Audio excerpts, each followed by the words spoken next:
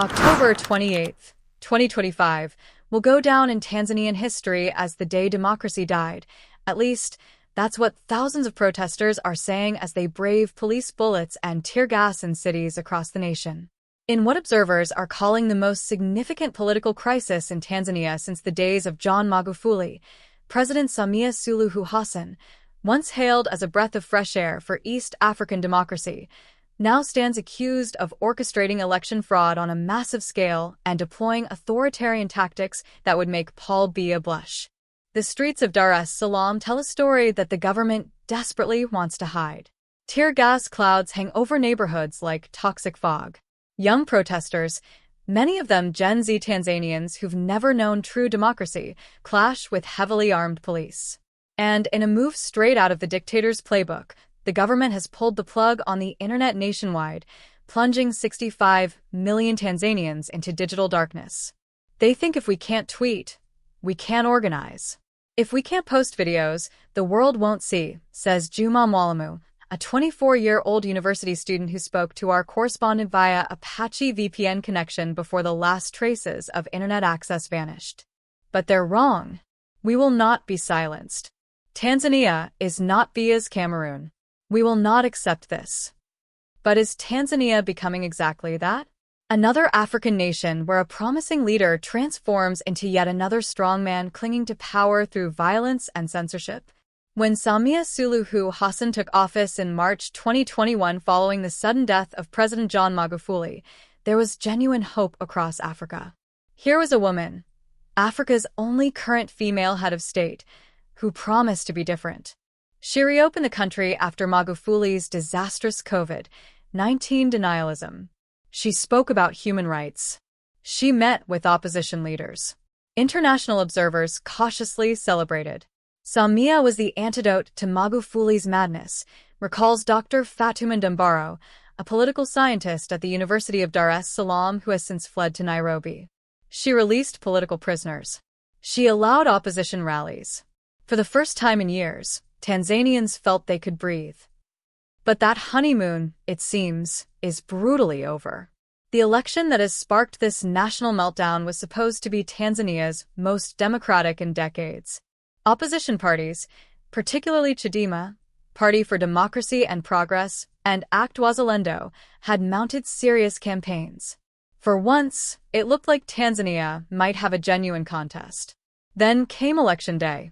October 28th, 2025, will go down in Tanzanian history as the day democracy died.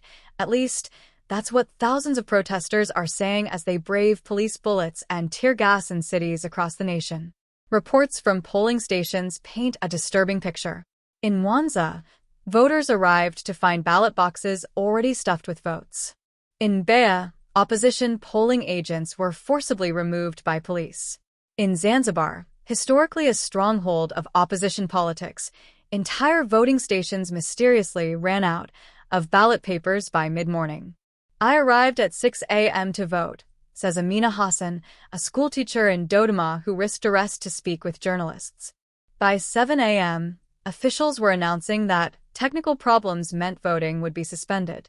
But we could see the ballot boxes being loaded into government vehicles. They weren't even trying to hide it anymore. Social media, in those brief hours before the blackout, exploded with videos. In one viral clip, a presiding officer in Arusha is seen openly marking ballots for the ruling CCM party. In another, police are captured beating a Chadema polling agent unconscious outside a voting station in Tanga. The opposition called foul immediately. Tundu Lissu, Chadema's presidential candidate and a survivor of a 2017 assassination attempt, declared the election a complete sham, a theatrical performance staged by a regime that has lost all legitimacy. This is not an election, Lissu told a packed press conference in Dar es Salaam, hours before the internet went dark.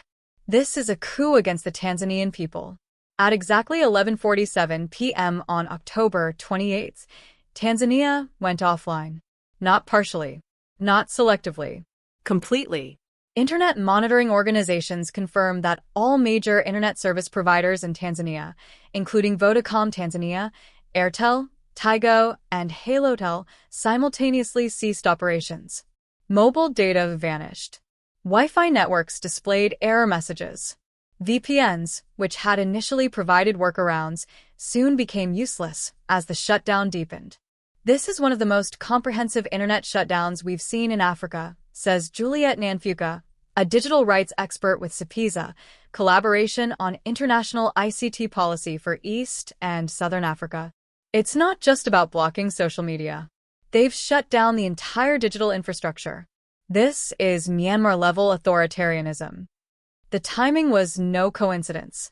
Videos of election fraud, images of police brutality, and calls for protests had been spreading rapidly across WhatsApp, Twitter, Instagram, and TikTok. Young Tanzanians, part of Africa's tech-savvy Gen Z generation, were organizing resistance in real time. The government needed them silent, so it hit the kill switch. My mother in Mwanza has diabetes, says Grace Kamambo, a Tanzanian living in London who has been desperately trying to reach her family. She needs regular checkups. The clinic coordinates with her via WhatsApp. I can't reach her.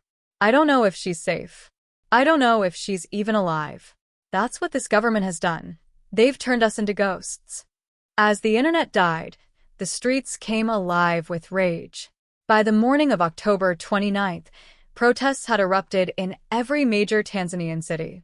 In Dar es Salaam, thousands of young people, many wearing the green and red colors of the opposition, marched toward State House, demanding that President Hassan resign. They were met with tear gas, water cannons, and live ammunition. Human rights organizations report at least 47 deaths in the first 3 days of protests, though the real number is likely much higher given the communications blackout. Hospitals in Dar es Salaam are reportedly overwhelmed with gunshot victims, many of them teenagers. They're shooting to kill, not to disperse, says Dr. Emmanuel Mbogo, an emergency room physician at Muhimbili National Hospital who managed to get a message out via a satellite connection. We've had children come in with bullet wounds to the chest, the head. These are not warning shots. This is a massacre. On October 30th, President Hassan declared a nationwide curfew from 6 p.m. to 6 a.m. Military personnel, not just police, now patrol the streets of major cities. Armored vehicles are stationed at key intersections. Soldiers have orders to shoot violators on sight. Tanzania has become a war zone, says opposition MP Zitto Kabwe, speaking via a rare satellite phone connection. The president has declared war on her own people. Perhaps the most shocking development in this crisis is the growing chorus of voices, from opposition politicians to civil society leaders to ordinary citizens, calling on the Tanzanian military to intervene and remove President Hassan from power. It's a desperate, dangerous gambit. Military coups have plagued Africa for decades, often replacing one dictator with another, sometimes worse one. But for many Tanzanians, it feels like the only option left. When the ballot box is stolen, when peaceful protest is met with bullets, what choice do we have? Asks Professor Abdullah Passi, a respected constitutional law expert at the University of Dar es Salaam. The military took an oath to protect Tanzania and its constitution. Right now, the greatest threat to Tanzania is sitting in State House. Whispers of military discontent have been circulating for weeks. Some reports suggest that junior officers, many of them from opposition strongholds, are deeply unhappy with being used as tools of repression. There are unconfirmed rumors of units refusing orders to fire on protesters in Beira and Mwanza. But military intervention is a Pandora's box that, once opened, rarely leads anywhere good. Look at Sudan. Look at Mali. Look at Burkina Faso, warns Dr. Ndambaro from her exile in Nairobi. Military takeovers promise salvation but deliver chaos. Even if they remove Hassan, what comes next? Tanzania could descend into years of instability. But I also understand why people are this desperate. They feel democracy has completely failed them. The comparisons to Cameroon and its 42-year ruler Paul Biya are inevitable and chilling.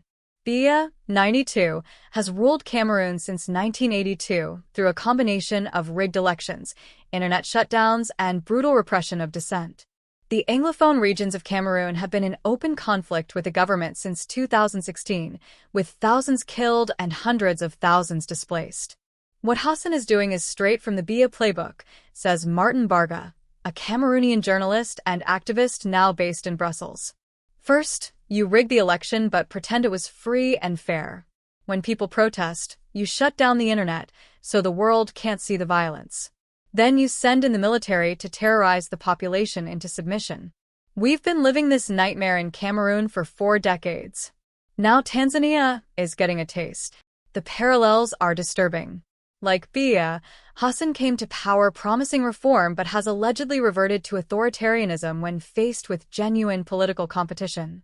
Like Biya, she's weaponized internet shutdowns to control the narrative. Like Biya, she's deployed military force against unarmed civilians. The difference, Barga adds grimly, is that Biya has perfected the art of repression over 42 years. Hassan is still learning, which means she might be even more brutal as she figures out how to hold onto power.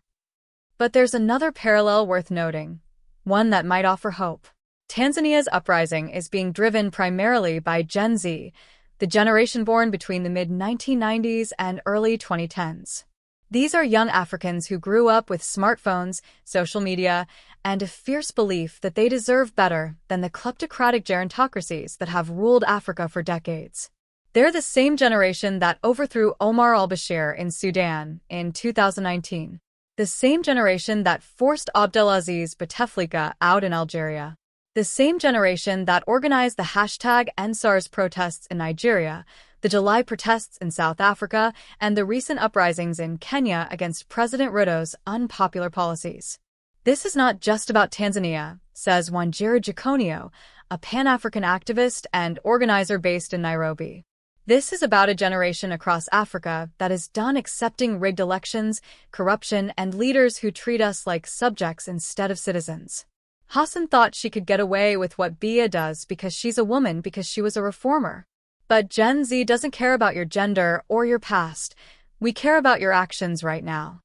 The Tanzanian Gen Z protesters have adopted tactics from their counterparts across the continent. Despite the internet shutdown, they're using mesh networks and offline communication apps to coordinate. They're organizing flash protests that disperse before security forces arrive. They're documenting atrocities on devices that will upload evidence the moment connectivity is restored. They can cut our internet, but they can't cut our resolve, says 22-year-old activist Salma Khamis from a safe house in Dar es Salaam. Every bullet they fire creates 10 more revolutionaries. Every tear gas canister radicalizes 100 more. They're trying to crush us, but they're actually ensuring that we'll never forgive them. One of the most frustrating aspects of Tanzania's crisis has been the muted response from the international community. The African Union, which is supposed to champion democracy and human rights across the continent, has issued only a weak statement calling for all parties to exercise restraint. No condemnation of election rigging. No demand for internet restoration. No consequences for mass violence against civilians. The East African community, of which Tanzania is a founding member, has been similarly toothless. Kenya's President William Ruto, who himself faced accusations of election manipulation in 2022, has remained conspicuously silent. Uganda's Yoweri Museveni, another longtime ruler with a history of rigged elections, is hardly going to criticize a fellow authoritarian. Western powers have been marginally more vocal, but no more effective. The U.S. State Department issued a statement expressing concern about violence and urging dialogue. The European Union called for an independent investigation into election irregularities. The United Nations Secretary-General appealed for calm. But there have been no sanctions. No suspension of aid. No real consequences. The international community's hypocrisy is stunning, says human rights lawyer Fatma Karim. When Russia invaded Ukraine, the world united in condemnation within hours. When Myanmar's military staged a coup, sanctions came swiftly. But when African leaders brutalize their own people, the world shrugs. Black lives, apparently, don't matter enough to the international community to actually do something.